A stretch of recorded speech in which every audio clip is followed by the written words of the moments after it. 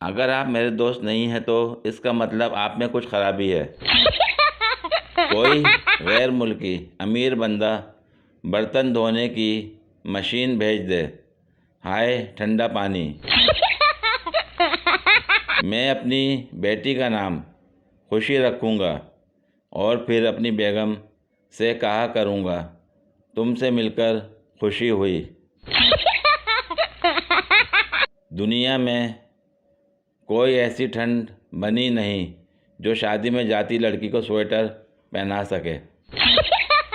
वो दिमाग किसी काम का नहीं जिसमें मेरा ख्याल ना हो। बस बात ख़त्म। मुझे अखबार में सिर्फ़ एक ही खबर अच्छी लगती है, गर्लफ्रेंड से मिलने गए आशिक को मोहल्ले वालों ने पीटा।